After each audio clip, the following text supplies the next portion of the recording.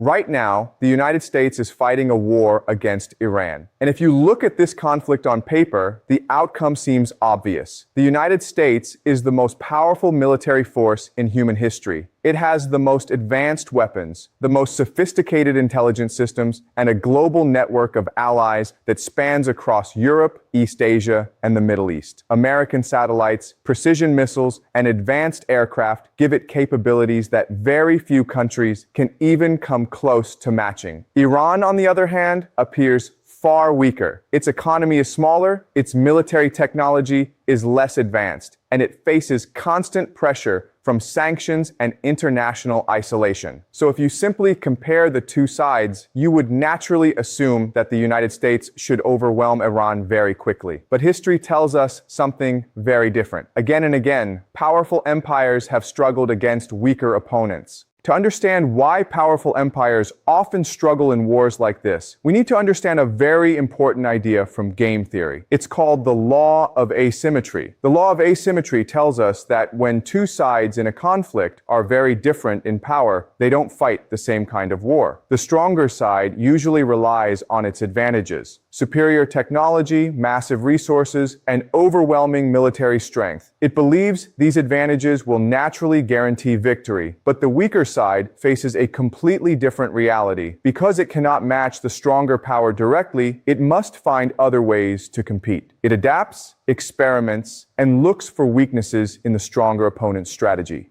In other words, the stronger power tries to fight the war it prefers, a fast, decisive conflict where its technological superiority can dominate. The weaker side, however, tries to change the rules of the game entirely. Instead of fighting on the stronger power's terms, it forces a different kind of war, one where the advantages of the empire slowly begin to turn into weaknesses. If we look at the United States, it is easy to understand why many people believe it should easily win a war like this. Empires usually have three major advantages that make them appear almost unbeatable. The first advantage is mass. Empires control enormous populations and vast resources. The United States has hundreds of millions of people, but it can also draw support from many allies around the world. Countries in Europe, East Asia, and other regions are closely connected to the American security system. This means that the United States can rely on a huge pool of manpower and resources if a conflict expands. The second advantage is organization. Powerful states develop highly sophisticated institutions. They have advanced bureaucracies, powerful military command systems, and cutting-edge technology. The American military, for example, operates with satellites, precision targeting systems, and some of the most advanced aircraft ever built.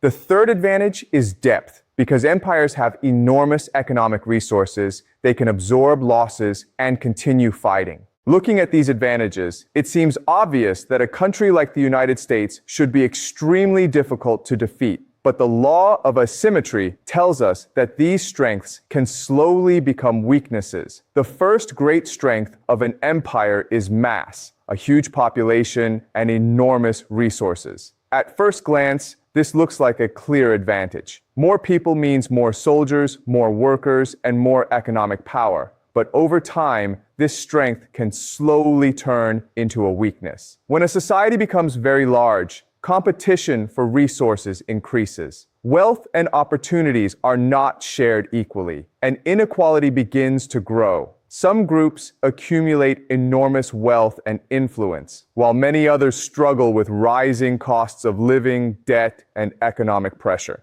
As this happens, people become more focused on their personal struggles than on national goals. Citizens start competing against each other instead of uniting around a common purpose. Many people no longer feel deeply connected to the state or motivated to support long and costly wars. This creates a serious problem for an empire. Even though it has a massive population, that population may not be highly motivated to fight or sacrifice. And while this social energy weakens inside the empire, something very different can happen inside a smaller country that feels its survival is at stake. The second great strength of an empire is organization. Powerful states develop large bureaucracies, advanced institutions, and complex political systems that allow them to manage enormous territories and populations. But over time, this organization creates another problem: the rise of powerful elites. As an empire grows wealthier, more people compete to enter the ruling class. Positions of influence, wealth, and political authority become extremely valuable. Eventually, there are simply too many elites competing for the same limited positions of power. Historians sometimes describe this process as elite overproduction. When too many elites compete for power, the system becomes unstable. Political factions form, rival groups fight for influence, and internal conflicts begin to dominate national politics. Leaders become more focused on defeating their domestic opponents than solving strategic problems. Instead of carefully analyzing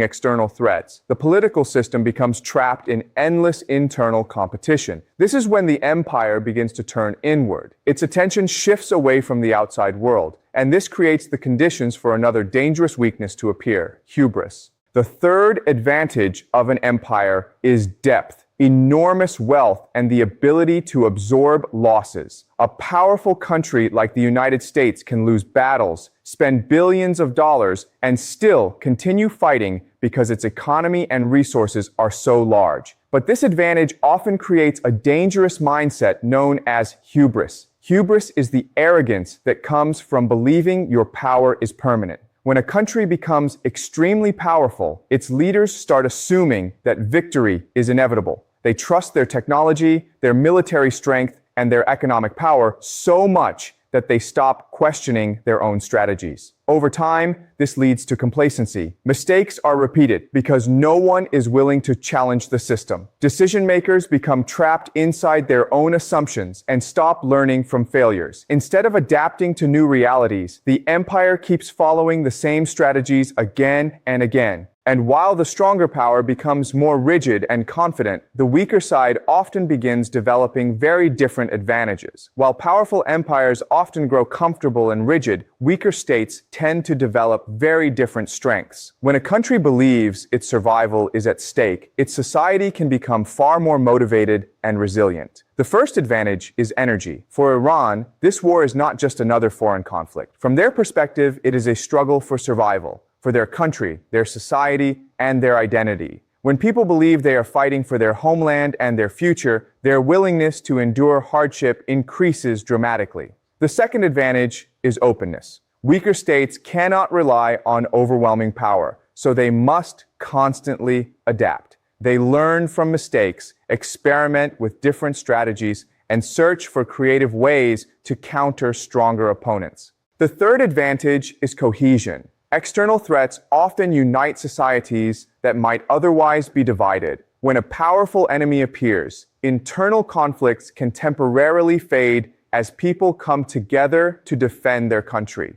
These three qualities, energy, openness, and cohesion, can transform a weaker society into a far more resilient opponent than a powerful empire might expect. Because of this imbalance of power, Iran cannot fight the United States in a conventional way. It cannot match America plane for plane or weapon for weapon. Instead, it must change the nature of the conflict. Rather than trying to defeat the United States in a single decisive battle, Iran can focus on endurance. One of the most effective strategies in this situation is guerrilla warfare. The idea is simple. Instead of confronting the enemy directly, the weaker side avoids major battles and forces the stronger power to chase it across difficult terrain. Iran's geography plays a major role here. The country is large, mountainous, and extremely difficult to invade or control. These natural defenses make it very hard for a foreign army to occupy the territory. In this type of conflict, the goal is not immediate victory. The goal is to survive, keep fighting, and make the war as long and expensive as possible. Over time, a prolonged war can expose the internal weaknesses of even the most powerful empire. When we look at conflicts like the one between the United States and Iran, the outcome is not determined only by military strength. On paper, the United States appears overwhelmingly powerful. Its technology, global alliances, and economic resources make it look almost unbeatable.